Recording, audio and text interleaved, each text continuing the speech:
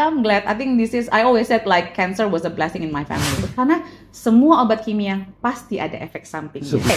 For your information, British royal family have their own naturopath and homeopath. Oh wow. Di Indonesia tidak tumbuh wheat loh. Exactly. Pernah ngeliat gandum nggak? Pernah ngeliat gandum nggak? Asik. Megan pernah nggak? Nggak. Wheat cookies, gandum itu kayak identikan dengan sehat. Yes. But it's not. Gue tuh shock banget ya. Hai orang Medan, kesel banget nih.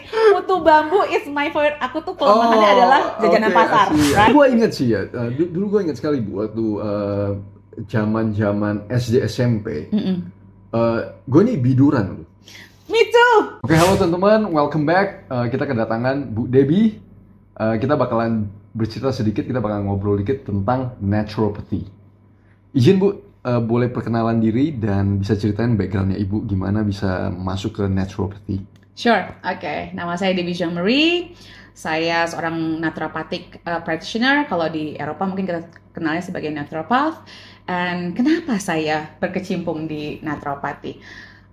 Actually kecebur, suami saya didiagnosa kanker 13 tahun yang lalu. Di parotid gland ditemukan tumor, begitu diangkat, dibiopsi, ada sel kankernya. So, dari situ kita cari 3 onkologi, semuanya sama, radioterapi dan medical tentunya, obat-obatan kimia. Di situ, saat itu kami belajar efek sampingnya dari radioterapi. Karena di sini, suami saya seorang penyanyi profesional, performer, dan beberapa efek samping dari radioterapi itu adalah kemungkinan besar nanti rahangnya keropos. After like 5 years or something. Lalu air liur mungkin bisa tidak diproduksi kembali. Right? Nanti bagian sini yang disinar itu akan facial hair-nya tidak akan tumbuh lagi dan permanently bakal menghitam kulitnya. So, sebagai seorang penyanyi, nggak bisa menghasilkan air liur lagi, tentunya nggak bisa nyanyi lagi. It's the same like, you better just kill him right there. Right? Jadi, kami mencari kemudian ada teman kerja suami yang bilang, why don't you go to the naturopath? Jadi kita ke Harley Street, ada naturopath waktu itu, kita ketemu di sana, change our life completely. Karena aku pun ikutan konsul untuk empati ya sama suami, iseng aja menurunin berat badan lah, dan saat itu aku juga belum hamil atau mengalami kesulitan untuk hamil. Dan dokter semua tidak menemukan masalah apapun. Nah di sana pendek cerita kita menemukan kalau darah suami itu sangat kental, very acidic, no wonder dia kena kanker. Terus aku malah yang lebih shock lagi karena I thought I was healthy, aku pikir aku sehat gitu ya. Terus ternyata my blood itu harusnya kan darah kita itu kayak donat tapi gepeng tengahnya, terus bioconcave, terus berenang freely, right? My blood itu kayak lemon bentuknya, terus hollow, ada kayak sinarnya di dalamnya. So very acidic. Terus dia naturopath juga bilang, you're sweet tooth ya? Like no, aku nggak masukin sugar in my tea atau makan kue ya sekali banget lah. Dan terus apa yang manis? Oh karena aku makan buah banyak. Aku bisa jadi fruitarian basically. Tapi di situ ya glukosa dari situ, your pancreas was struggling and everything. Pendek cerita, kita dikasih detox. He believes in healthy blood, there's no cancer can survive. Dalam darah yang sehat tidak ada kanker yang bisa tumbuh. Kita bersihkan. Saat itu pilihan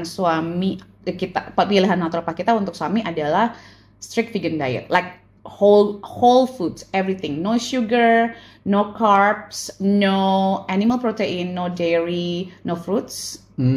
Jadi tapi kita makan 4 kali sehari dan kita makan enak. Untungnya saya orang Indonesia, jadi saya bisa masak makanan enak. Kita ganti nasi dengan quinoa saat itu. And he was cleared after 3 months and until now 13 years later. Dan lucunya kita pindah dari London ke Nottingham waktu itu ya. Tetangga kita dua-duanya profesor di mental health. Suaminya punya diagnosa yang sama di tahun yang sama suami. Dan dia ambil jalur medis. You know what? Tahun 2018 sudah tidak bisa menghasilkan air liur seperti yang dijelaskan sebelumnya dari efek samping radioterapi. Jadi perutnya harus dibolongin dan tulang rahangnya ini sudah banyak yang keropos. Jadi dia harus minum, susu formula untuk orang dewasa seperti itu lewat perutnya. Dan akhir tahun 2018 kami diminta untuk tanda tangan sebagai witness untuk ganti will-nya dia. So he prepared for the worst obviously. Yeah. And basically he's much healthier than my husband. My husband dulu nggak suka makan sayur, minum air putihnya susah, maunya flavored water, tidurnya malam karena dia seorang musisi.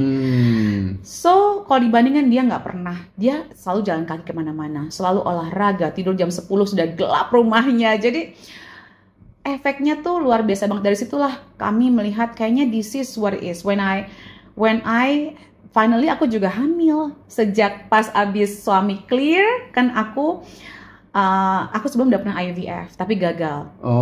Okay? Nah after aku detox sama suami kita merasa healthier. I had so much energy. Jadi kan dipikir kalau diet ketat itu bakal lemes lah apa gitu. Yes. Aku malah kayak yang energi banyak banget gitu. Terus kayak kita tuh pusing apa segala macam hilang. Terus akhirnya aku hamil, anak aku begitu lahir ada ginjalnya sedikit agak membesar karena waktu itu aku juga pas hamilnya juga kayak karena menunggu begitu lama gitu jadi bablas ya semua. Suami aku pas lagi hamil bikinin red velvet cake every single jadi ilmunya agak-agak masih setengah-setengah. Kemarin udah selesai tapi ini malah kayak over excited ya. Nah aku sempat anakku didiagnosa eksima umur 4,5-5 bulan. Jadi awal-awal MPASI itu kena eksima. Nah disitu aku bilang kayaknya you know what, and then ada masalah stunting, masalah keterlambatan perkembangan kognitif juga. Dan you know what, you know when parents, we as parents kalau udah kena anak kita all in like that's why like you know what, aku udah jadi waktu suami aku pengobatan itu kan jadi aku jadi kayak asistennya my naturopath. I did all the penelitian, apa yang bagus buat suami dan segala macam. Jadi kayak asistennya dia. Aku belajar banyak dari dia. And I thought, you know what? I think this is my thing to learn deeper. Then I went back to college again. Setelah aku dulu pernah bilang waktu lulus dari UI ya, aku yang kayak gue nggak bakal mau kuliah lagi. Udah muak gue sama kuliahan. Ternyata harus balik dan I'm glad. I think I always said like cancer was a blessing in my family. Semua kadang gue ngeliat sih kalau ada sesuatu yang negatif selalu ada lessons that we can learn. If you want to learn. Yes, I truly believe in it. Karena di dalam kehidupan kita kesalahan itu hal-hal negatif itu pasti selalu datang kan. Tapi either we gonna learn from it. Atau kita akan cuma ya udah gitu aja. Be a victim of it, like nyalahin hidup apa nyalahin takdir. Yes. Itu setuju sekali. Bu bisa ceritain sedikit gak ya apa itu naturopathy dan apa yang ibu pelajari dari sisi naturopathy, karena naturopathy ini masih belum awam ya di Indonesia. Terima kasih. Aku benar-benar mau tuh my vision and mission di Indonesia dan in the world adalah supaya nanti suatu saat naturopati itu bisa berjalan beriringan sama alopati. Jadi alopati itu adalah the medicine, conventional medicine yang kita kenal ya teman-teman dokter medis. Jadi persamaannya dulu ya, aku kalau yang versi kuliah aku tuh belajar biomedicine juga. So I have to pass biomedicine karena aku bukan dari sisi medis. Ya, kalau dokter medis mau belajar naturopati boleh langsung skip ke second year, right? Jadi sama belajar tentang tubuh manusia, tentang hubungan antara organ satu dengan organ yang lain, sistem yang satu dengan lainnya, perbedaannya. Kalau dokter medis itu dididik untuk mengobati penyakit berdasarkan gejalanya, symptoms based, dengan obat kimia atau tindakan medis. Kalau naturopat, kami diajarkan untuk mengembalikan kesehatan optimal berdasarkan akar masalahnya. Jadi prinsip kita ada 3. 1, cari akar masalah. Yang kedua, kita berusaha menghindari obat kimia dan tindakan medis as much as possible. Bukan berarti kita anti ya sama tindakan medis atau obat kimia. Sometimes kita malah bisa work together. Kalau ada kondisi-kondisi yang memang harus membutuhkan obat kimia ya nggak apa-apa, kita kurangin efek dari obat kimia tersebut karena semua obat kimia pasti ada efek sampingnya. Setuju. Jadi harus tahu. Tadi kayak aku bilang cerita tentang suami aku itu ya. Jadi karena aku timbang-timbang di medis itu kan ada istilah if the risk Yes, is less than the benefit. benefit, then you will do that tindakan kan. Betul. Tapi kalau resikonya lebih besar dari manfaatnya, buat apa dilakukan? Betul, Dan itu benefit. biasanya hanya bisa ditimbang sama orang yang punya badannya kan. Betul. Dan prinsip yang ketiga adalah edukasi. Kalau ketemu dokter medis mungkin 10-15 minutes. Kalau ketemu aku minimal sejam. Ya. So I will go through semuanya, karena di dalam naturopati itu kita percaya tidak ada yang namanya penyakit itu tidak tiba-tiba datangnya. Jadi ada progres dan kita lihat seluruh tubuh, karena satu sistem mungkin let's say kepala sakit kepala. Aku bisa ada 5 akar ya, mungkin kurang minum air putih. Yang paling simple tuh air putih gitu ya. Terus mungkin ada masalah pencernaan sehingga penyerapan beberapa nutrisi tidak optimal, seperti kayak B2 Yes. gitu. Terus mungkin kurang tidur, dan kurang tidur kan juga bisa jadi karena mungkin punya anak kecil yang tidurnya mungkin berantakan. Tapi ada juga yang mungkin kekurangan magnesium, kekurangan melatonin, atau stres yang tidak terkontrol.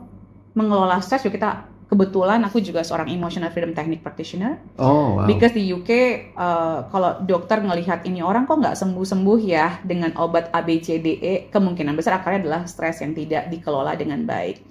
Or possibly ya bisa jadi karena ada elemen lain yang perlu kita perhatikan gitu, cari, lihat. Jadi kalau ngisi formulir aku tuh bisa panjang kali lebar. So that's what naturopathy is. Kita semuanya scientific base. Kita itu bukan alternatif tapi lebih ke complementary medicine. Kita melengkapi ilmu medis atau alopati yang kurang. Karena kan dokter medis tidak belajar tentang nutrients ya, nutrisi.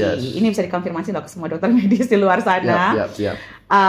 Jadi kami yang belajar nutrisi lebih dalam, dan even supplementasi juga tidak semua sama ya. Ada yang food grade, ada yang natural identical, ada yang sintetis. Dan kita nggak mau pakai yang sintetis karena our body kalau ada kekurangan belum tentu bisa mengambil yang sintetis, dan sintetis itu kan pasti ada bahan-bahan yang tambahan yang kemungkinan besar harus dikeluarkan sama tubuh kita. Gitu. That makes sense. So that's kalau boleh tahu, saya juga tertarik sih, Bu, maksudnya tentang natural. Berapa lama program naturopathy sama universitasnya apa ya, Bu, kalau pengen tahu? Apakah ada online? Nah, dulu nggak ada. Dulu itu harus ada di UK. I see. Ya, jadi kalau kampus aku tuh namanya College of Naturopathic Medicine. Aku search macam-macam, jadi aku tuh memang spesifik mau ke naturopathy. Right. Terus seharusnya kuliahnya itu dasarnya nutrisi itu 3 tahun, ada koasnya 600 jam. Jadi kalau standarnya sih bisa 3 tambah 2 misalnya gitu, karena koas itu dibagi 2 tahun. Tapi kalau waktu itu aku 3 tahun udah kelar, karena koas aku barengin sama kuliah dari tahun kedua, karena aku udah pernah jadi asistennya naturopath. I see. So I can, sebenarnya sebagai student pun kita bisa jadi praktisi, student practitioner, tapi dikawal sama dosen. Jadi terus aku tambah juga postgraduate, itu harusnya 2 tahun again karena ada koasnya dan tambahan jadi ada prinsipalnya, ada postgraduate-nya itu harusnya 2 tahun, jadi harusnya 7 tahun, tapi again aku cut jadi setahun. I see. Kalau di UK itu naturopathic practitioners itu lebih diterima atau lebih so much more open dan masih yang belum aware, contoh kayak di Indonesia gitu, atau gimana persepsinya? Karena kan kadang pengen tahu juga.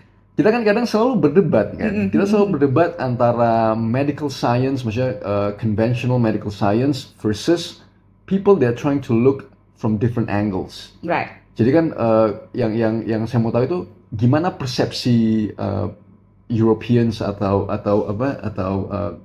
Britons, gimana menurut Ibu? For your information, British royal family have their own naturopath and homeopath. Oh wow! Right? That's very very good fact. A good fact, Semua British royal family. So Prince, now is King Charles. At that time during the pandemic, he got the COVID, I think early. Itu dia survive dengan homeopath dan naturopath, bukan medical. Jadi nggak dibawa ke rumah sakit saat itu. And he publicly admitted that.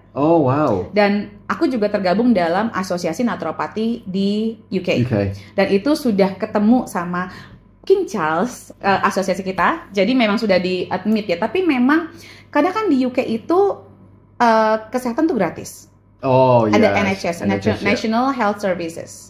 Completely gratis. Kita bayar pun enggak. Maksudnya nothing. Kalau di BPJS kan kita ada Ada iuran. iurannya ya. Kita nggak ada iuran sama sekali. Wow. Tax kita gede ya, say. Ya. Jadi mungkin dari situ, dan kita ada ya kayak tambah sulam lah yang besar, yang dapat gaji besar itu cover gitu. Nah, jadi kebanyakan kalau ngomongin naturopati memang middle class up Oh, wow. yang memang mau bayar ekstra. I see. Oke.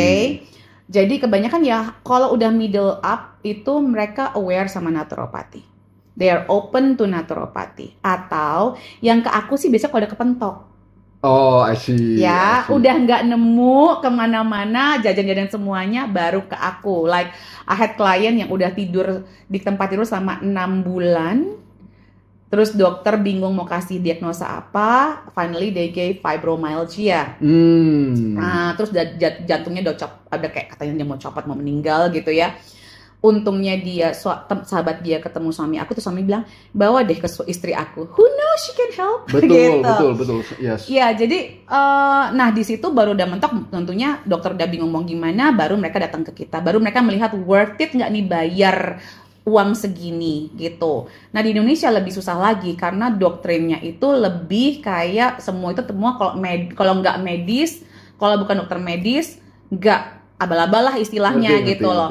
Padahal ya memang kalau kita ngomong di luar sana naturopati ada yang cuma 3 minggu, ada yang cuma 6 bulan gitu. I studied like supposed to be 7 years, tapi aku kata aja karena memang ya ada background. Aku memang orangnya ambisius ya kalau mau reach sesuatu gitu ya. Dan aku kayak daripada kita prolong ini, aku juga ngomong sama suamiku kan investasinya nggak murah ya kalau kita belajar medicine kan ya. Especially aku udah jadi ibu waktu itu. Jadi aku pikir my husband said like, you have to show me this is actually worth it ya. Investasi ini worth it ya. Baru makanya aku ambil postgraduate lagi. Begitu aku melihat ini memang, the thing is like the reward. Orang begitu tahu hasilnya, itu mereka langsung oke. Mulut ke mulut. Aku tuh dulu malah rumah ke rumah loh. Mas Felix loh. Aku tuh ke rumah-rumah loh. Like home visitation. Back then ya. Di Indonesia. Jadi kayak ada kumpulan apa tuh aku datang, aku educate segala macam. When they see the result, dia kayak yang, wah kita udah kemana-mana, nggak ada efeknya segala macam. Jadi kalau ngomongin sulitnya, untuk diterima itu susah banget karena mentality orang satu karena ada harus membayar, mungkin harus merubah pola makan. Kayak bayangin gak sih? Bayangin nggak? Karena orang maksudnya harus merubah pola makan itu yang kadang bagi saya pribadi itu kayak aduh, oh my god. Iya. You're eating junk, makanya permasalahan itu muncul. Iya. Tapi semua orang tuh berpikir kalau mereka tuh sehat loh. Exactly. Don't you think? Yes, 1000%. Jadi begitu kita audit makanan ya, OMG. Iya. Kayak tadi tuh klien aku yang itu she was only 39 ya when I met her. Right, very young, no husband, no kids. Relatively stress levelnya lebih rendah daripada aku dong yang punya suami, yang punya anak kan ya.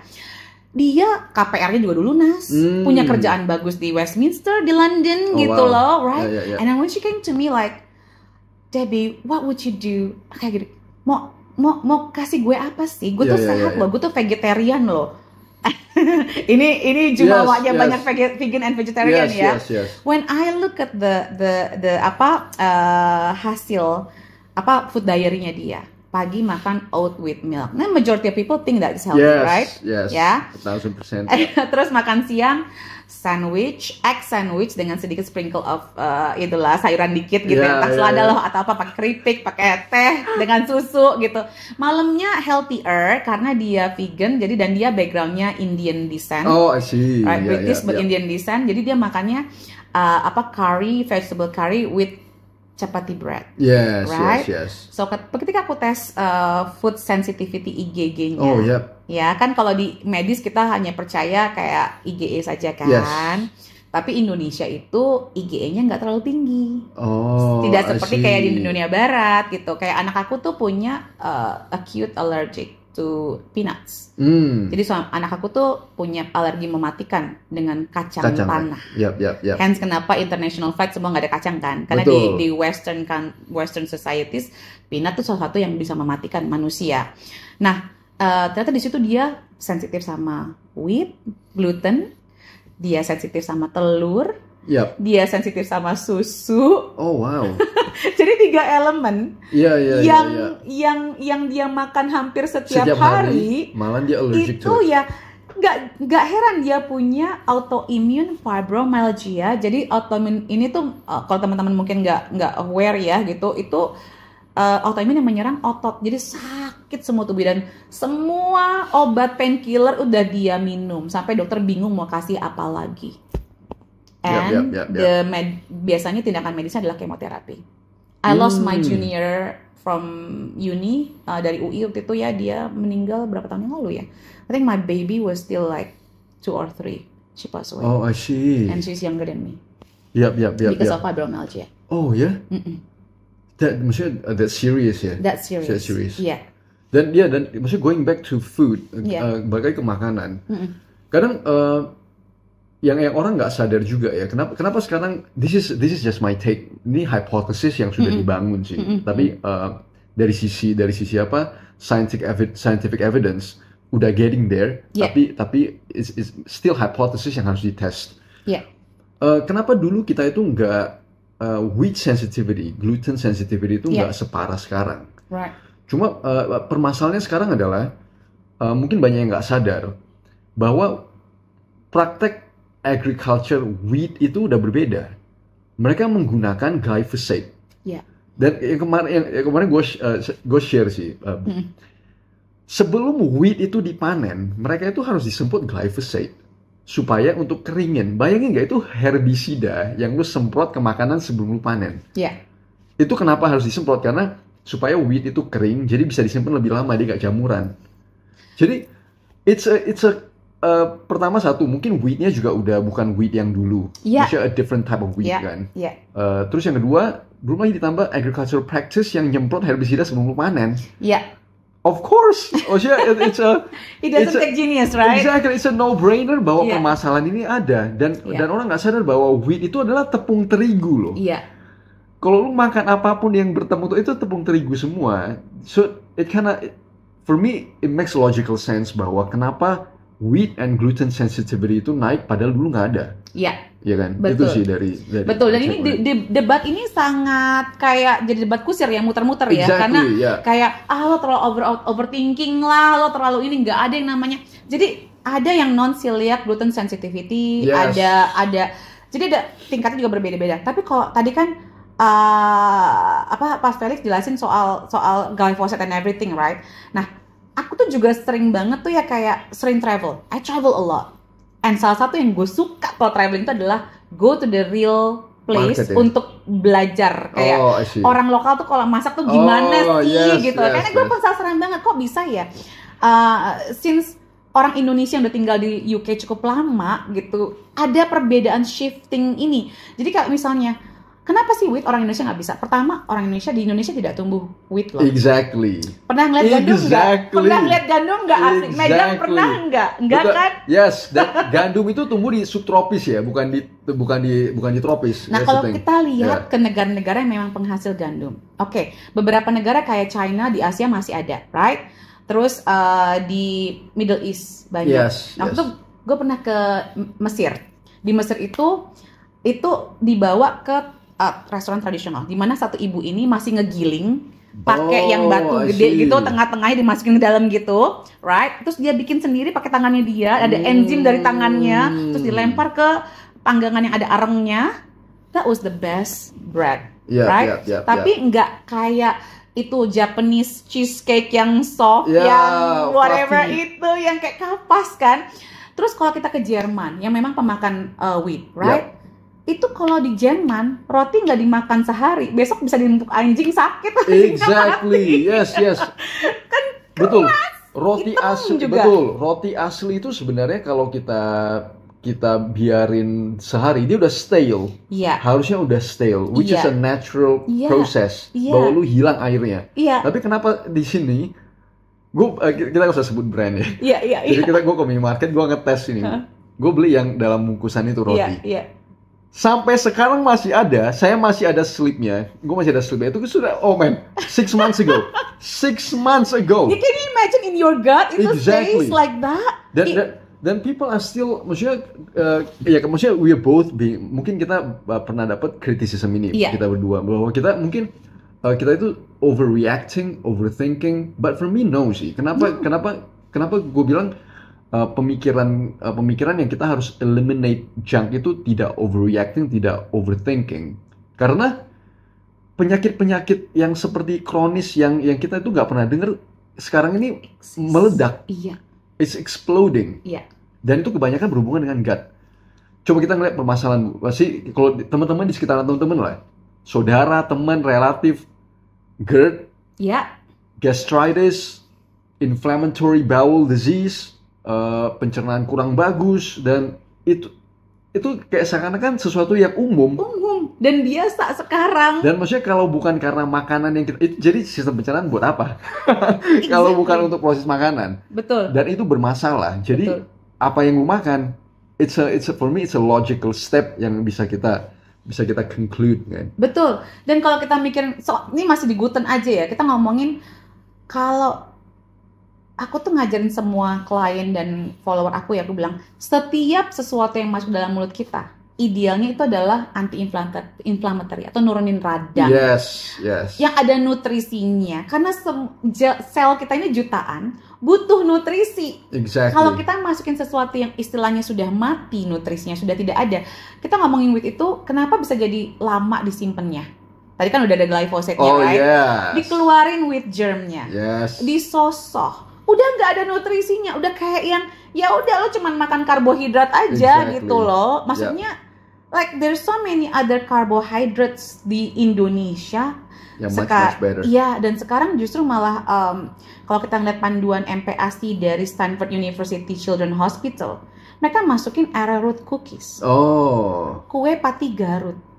Jadi bukan masukin kayak wheat. Kan kalau kita ngeliat semua kayaknya artikel tuh kayak wheat cookies, gandum gitu kayak diidentikan dengan sehat. Yes. But it's itu not. Healthy snacks. Oh man. Itu pembodohan masyarakat kalau buat aku sih. Setuju. Nah, itu setuju sekali. Iya, pati Garut itu asli Indonesia. How come US yang istilahnya nggak produce itu, Betul. mereka impor dari India. Kita yang punya itu kita nggak kenal loh. Yes. Aku aja belum pernah ketemu asli bentuk pati Garutnya. Hmm. Just because I'm a naturopath, aku kalau tiap jalan-jalan gitu ke daerah-daerah, aku selalu kayak belusukan ke pasar. Selalu pasar tradisional. Ini apa? Gue aja nih kemarin umur 40 baru ketemu namanya sawi pagoda di Salatiga. Oh. Kayak sawi pagoda. Sawi pagoda baru ngeliat I see. karena kalau gue bilang ya orang Indonesia itu ya sangat tidak kreatif soal makanan. They eat the same thing. Ya. Coba lihat meja makan kita. Sop, ikan ayam goreng, tempe tahu, perkedel, atau ikan, sayur kangkung dan roti itu sekarang malah jadi kayak sesuatu yang apa sih sarapan anak-anak. Exactly. Healthy gitu kayak. It's crazy sih.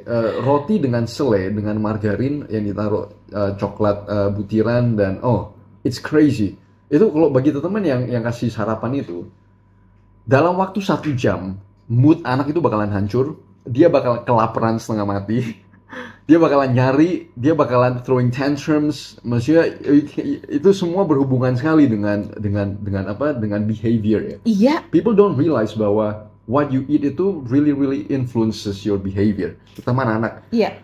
Coba teman-teman ngelihat yang throwing tantrums. Iya. Yang guling-guling, teriak-teriak kayak dan kalau gue ngeliat gitu, gue kasihan sama anaknya sih. Iya.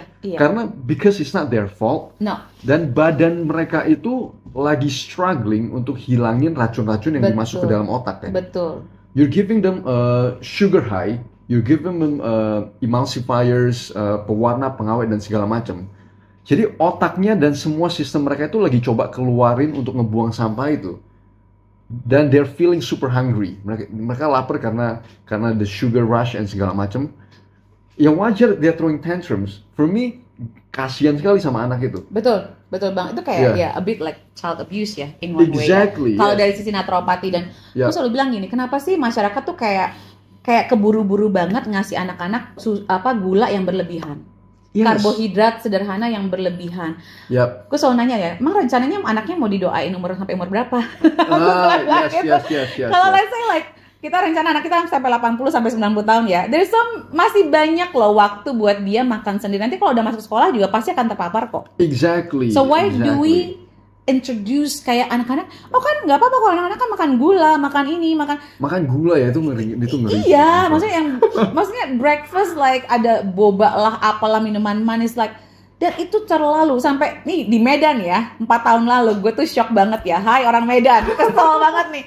Putu bambu is my favorite. Aku tuh kelemahannya adalah jajanan pasar, right? I see. Because I grew up here. I grew up here and born here and grew up here. Tapi kan udah most of my adult years di UK. Oh, I see. Jadi kesini tuh pasti nyari jajanan pasar. Beli putu bambu cuman satu nih, cuman buat menghilangkan kekangetan ya. Tiba-tiba udah kasih kelapa terus disiram pakai gula putih. I was like, what?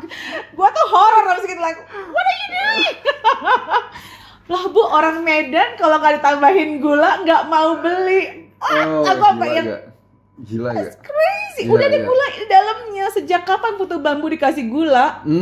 Sejak kapan? I didn't realize this. I didn't know. Like sejak kapan? Padahal dulu nggak begitu ya? God damn. Nggak ada sama sekali. Ini namanya ada kayak apa? Kalau teman-teman aku bilang itu kayak penghapusan budaya makanan Indonesia. Jadi kayak kita tuh kayak dibikin amnesia, dibikin kayak inilah yang tradisional. But it's not. Oh yes. It's not. Yes. Indonesia itu gulanya gula merah. Ya kan? Betul. Gula kelapa, gula aren. Iya. Bukan gula putih loh sebenarnya kalau zaman dulu. Kita punya tebu tapi dimakan langsung kan ya. Yes. Gula putih ini tuh kayak baru recently or SKM di mana-mana. SKM. Oh, the best itu. Itu the best. Apa juga enak dicampur nama SKM kan ya. Dulu gue inget sih ya. Dulu gue inget sekali Bu waktu zaman SD SMP. Gue nih biduran. Me too. Yes, gue nih biduran. Jadi gue, misalnya thinking back ke belakang, gue ngelihat apa yang gue makan itu pada saat sarapan, makan malam. Terus nanti ya wajar aja gue biduran. Nah, wajar sekali gue kenapa gue biduran. Ya tadi pagi mie instan. Iya. Sebelum ke sekolah mie instan. Atau roti. Iya. Ya kan? Sama. Pulang makan siang itu yang paling oke. Makan siang, makan malam paling oke. Cuma permasalahannya setelah makan siang, makannya apa? Martabak. Sebelum tidur itu harus ada martabak yang disiram dengan segala macam jenis amazingness. Right. Sama. Gue juga gitu dulu tuh adiksi sama martabak dulu. Yes. Yang kenal gue pasti harus kalau nyampe mendarat di Jakarta ya, itu harus yang jemput harus bawain martabak asin dan manis. Gue pulang nenteng 4 loyang. Tapi 5-6 years ago, even setelah menjadi naturopath, that's my guilty pleasure. Right? Like ada tengah-tengah lah. Kita we have ada allowance 20% lah gitu ya.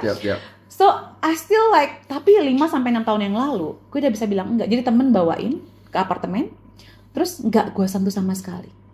Itu bukan sok alim atau berusaha untuk, enggak. Karena udah, I realize what's the effect on my body.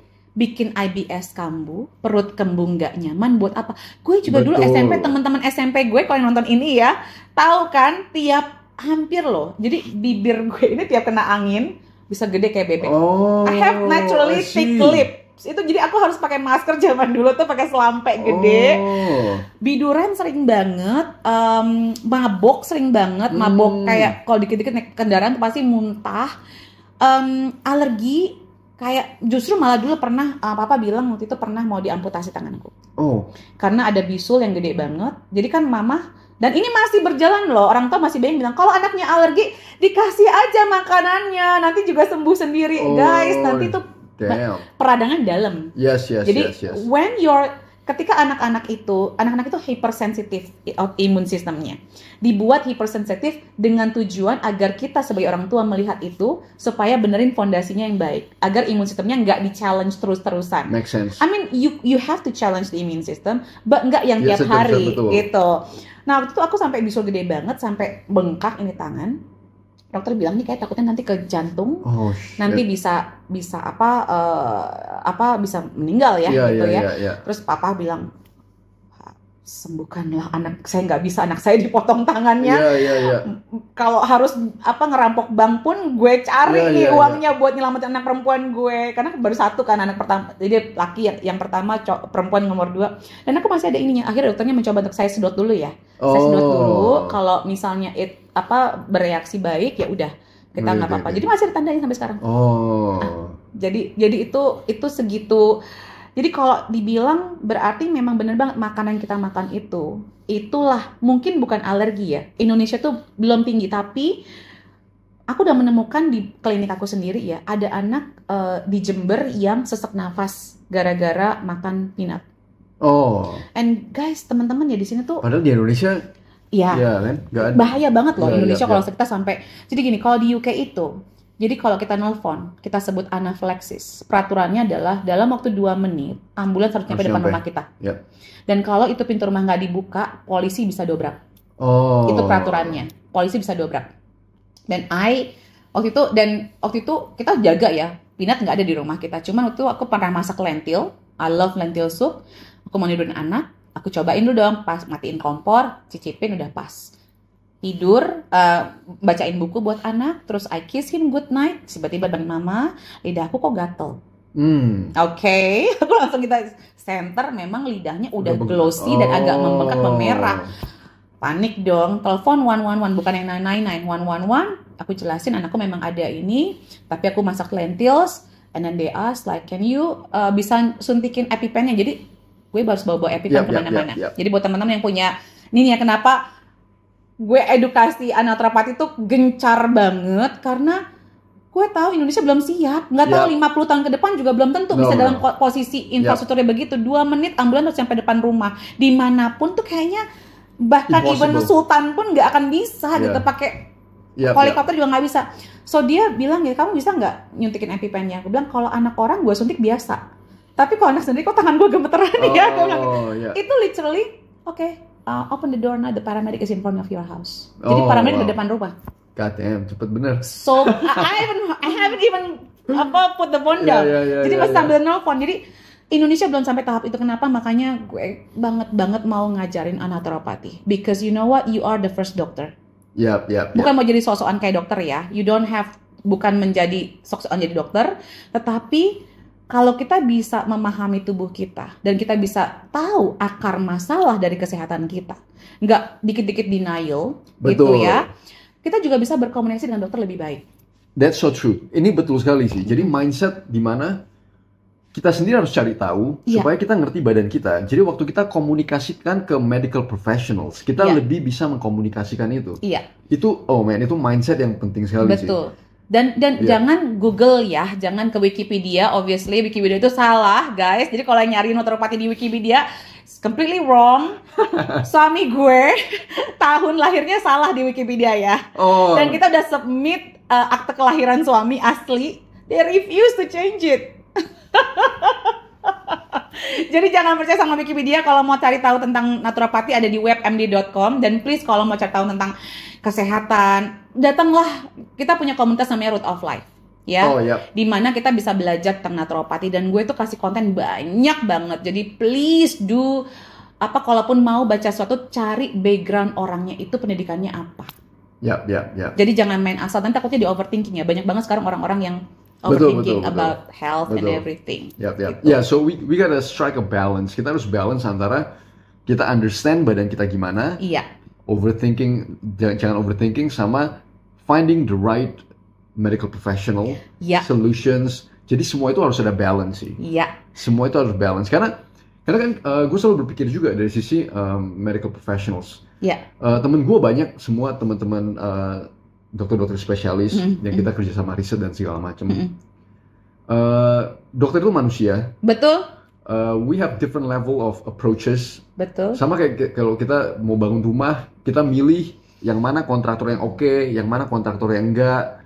Kita mau kerjain sesuatu, mau repair sesuatu, kita cari yang mana yang bagus, yang mana yang enggak. The same with all other professions.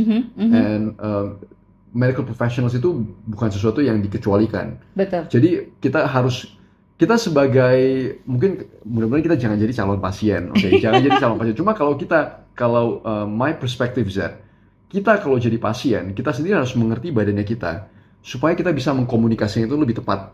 Exactly. Ya kan? Exactly. Aku selalu bilang gini ya. Teman-teman semua di sini kalau yang dengerin ini, aku selalu bilang kalau ke dokter, kalau kita harus cari diagnosa, kita harus ngecek tubuh kita. Jangan main self-diagnose sendiri. Kalaupun ada diagnosa yang serius, coba cari 2 atau 3 opini. Karena dokter bukan Tuhan. Exactly, dokter bisa salah, dokter bisa lagi sibuk atau nggak paham isi tubuh kita. Dan kalau bisa komunikasikan, kayak gini deh, sesimpel ibu hamil semuanya general dikasih folic acid. Tapi yang udah belajar naturopati akan tahu kalau bisa ngomong sama dokternya, saya tuh udah makan sayur segini banyaknya dok, gitu. Komunikasi aja gitu. Apakah perlu folic acid? Atau aku ajarin folic acid adalah bentuk sintetis dari folat. Kalau kamu mau dikasih adalah methylfolate idealnya, karena kalau orang yang udah kekurangan folic acid, dimasukin folic acid yang bentuknya sintetis, belum tentu bisa menyerap, belum bisa di-convert, right? Jadi malah nanti kelebihan folate atau folic acid di darahnya dia, yang mungkin malah menyebabkan masalah-masalah lain. Nah, dan aku bilang gini, kalau sudah dapat diagnosa, idealnya adalah cari juga belajar dari naturopati, akarnya apa, biar kita tahu gini loh, at least kalau memang harus menggunakan obat kimia first gitu, karena serius gitu ya, kita bisa belajar apa yang sudah kita membuat kita punya penyakit itu, karena pasti ada. Exactly, pasti ada underlying problem. Jangan mungkin kalau beberapa dokter bilang, oh ini seumur hidup makan ini. Enggak sih, aku nggak percaya itu. Yes, totally disagree. Aku bisa membela dokter, kenapa dokter ngomong harus seumur hidup, mungkin karena dokter udah capek juga kali ya. Ini diajarin juga nggak bakal berubah gitu loh. Cuman kalau kita bisa berkomunikasi, dok, aku mau berubah dok, aku mau ini, akarnya apa? Nah, cari ke naturopat. Memang kalau dokter medis tidak diajarkan untuk mencari akar masalah. Yes. Jadi nggak bisa semuanya disamain gitu lah. Harus cari ke channel yang berbeda gitu. Nanti kalau dari naturopati, dan aku selalu bilang ya, kalau dokternya tidak terbuka, cari dokter lain. Dan ini sih, banyak. Dan ini kenapa banyak teman baik gue itu dokter-dokter spesialis, karena mereka open minded. Right. Terus yang kedua, kesamaan dari teman-teman dokter spesialis gue yang gue kenal dekat adalah mereka itu tidak mempermasalahkan kalau pasien mencari second opinion dari dokter yang lain. That's good. Jadi jadi teman-teman bagi teman-teman yang medical professionals di sini, mungkin masukan dari kita gue sebagai calon pasien, hopefully not. Tapi jangan merasa tersinggung, karena ini gue ngobrol panjang dengan teman-teman dokter gue sih. Iya. Jangan merasa tersinggung kalau pasiennya teman-teman itu nyari second and third opinions. Kalau mereka balik ke teman-teman, terima aja. Iya. Ngerti kan? Karena kan banyak juga gue ngelihat dokter itu yang egonya itu kesentuh pada saat pasiennya mencari opini dokter yang lain. Gue mohon mindset begini jangan disimpan sih. Karena kita harus you as doctors, your job is to help people. Jadi kalau mereka itu mencari second and third opinions, itu haknya mereka. Terima mereka itu balik, jangan merasa tersinggung. Betul, setuju banget. Karena pada akhirnya gini loh, semua ilmu tidak ada yang sempurna. Exactly, yes. Right? If you had a accident, serangan jantung, jangan ke gue. Jangan, I cannot help you with that. Kalau udah acute, go to the medical professionals. But most of problems nowadays itu adalah chronic inflammation, chronic disease. Yang penyebabnya adalah pola hidup dan pola makan. Jadi kita harusnya sih, inilah makanya mimpi dan visi aku ke depan adalah kita bisa berjalan beriringan. Dan klien gue pun banyak dokter medis. Banyak banget, dan bahkan ya yang senior tuh lebih mau mendengar ya. Makin berumur kita makin wise. Iya, semua seminar atau webinar aku tuh pasti ada nakesnya. Pasti ada nakes. Dan kebanyakan kalau udah ke gue mentok ya. Nggak dapet jawaban. Dan gue malah pernah kena ke simposium di London itu di medical association something lah di London tuh ada. Itu 85% isinya adalah dokter medis. Gue shock, gue pikir bahkan itu adalah complimentary medical professional like myself, naturopath atau homeopath, but actually 85% dokter medis, either mereka yang udah senior, terus mereka ngelihat, kok klien gue bukan tambah sehat tapi malah makin banyak obatnya ya. This is the true doctor, because true doctors, they want to help their clients. Betul. They think twice, kok ini obat ini bukannya membantu tapi malah kayak nambahin, kayak diabetes ya. Diabetes kan kayak gunung es kan, diabetes di atasnya ada metformin, glucopak, but underneath that there's so many other disease, jantung, kolesterol, darah tinggi, Alzheimer, dementia. So jadi kalau bisa para teman-teman medis banyak kok yang kalau itu DM tapi mereka nggak mau live frontal. Tapi sekarang makin banyak kok yang di komen-komen juga, iya benar biar apa gitu. Here we have to pegangan tangan bareng deh mendingan gitu. Karena tahu kan kita juga punya niat baik loh di sini loh membantu masyarakat. Dan kalau ini dan I think like I spend so much my own money ya untuk ke Indonesia, untuk educate people. Ini kalau ngomongin cuman finansial, it's beyond ini nggak worth it sebenarnya kalau dijalanin. Cuman this is passion dan aku ngelihat kalau kita nggak bareng-bareng, kita nggak akan bisa menciptakan bangsa Indonesia yang lebih sehat ke depannya. Naturally ya. Setuju. Ini cerita sedikit Bu sebelum kita penutupan. Gue sempet intense research dengan satu dentist. Dia tuh practice di Royal London Hospital, khusus yang propolis. Dia super open minded, jadi dia lebih ke sedation dentist. Jadi dia ngebantu dentist untuk pada saat pasien itu mau dianestesi kan. Jadi sebelum pasien itu di anestesi, dia either pakai hipnoterapi atau semacam psychological therapy sebelum masuk ke dalam meja operasi. Terus dia pernah kirimin gua satu foto, Bu. Di Royal London Hospital, itu di sebelahnya ada farmasi, ada apotek yang khusus untuk adjunctive and complementary substances. Itu di Royal London Hospital. And this is ini sorry ya, aku tuh kemarin pas Januari Februari aku ke Indonesia juga kan ya. Tahu nggak sih, dentist di Indonesia banyak datang ke seminar aku. Dan mereka tuh kayak yang mereka tahu bahaya semua bahan kimia yang mereka gunakan. Jadi mereka bilang, kasih dong protokol naturopatinya buat all the dental oral health gitu. Boleh dong bikin satu khusus seminar buat para dentist. Dan sekarang dentist juga banyak yang holistic dentist ya. Dan kemarin kebetulan suami baru harus operasi dan dia harus general anesthetic, right? Terus dokter medisnya sampai kaget kan karena dia suamiku udah 57 tahun. Tapi dari sisi tubuhnya, penampilannya, you would think that anaknya 30 tahun yang besar, anak saya yang gede udah 30 tahun ya. Itu kayak adik kakak. Kayak adik kakak gitu. Jadi dokter kayak gini. Lu bener 57 tahun. Kita kan harus tes semua dulu ya karena because of his age. Beneran bilang gitu. Bener. Kok lu bisa begini? Gue punya istri naturopat yang ngejar-ngejar gue tiap hari minum air putih masa makan sayur, dia bilang gitu. Jadi begitu dia tahu itu dan dokternya pun appreciate, jadi malah mau tahu. Dan memang iya kayak homeopati, naturopati sudah digunakan banyak di medis di UK. Tapi ya tadi middle up. If you go to Royal London Hospital kan biasanya di center kan. Kalau di center, tapi kalau yang ke pinggir-pinggir masih kayak perlu perlu di educate lagi. Tapi ya kita sudah banyak menginkorporasikan itu. Bahkan kayak arnika dari homeopati sudah digunakan di rumah bersalin di UK. Oh, I see. Oh wow, amazing. Thank you so much Bu Debbie untuk interview dan conversationnya kita. Gue berharap teman-teman bisa dapetin manfaat dari sini. Dan kita berharap gue bisa undang lagi ke Bu Debbie, kita bakal ngerjain lagi podcast bareng. Anytime. Thank you so much. Sama-sama.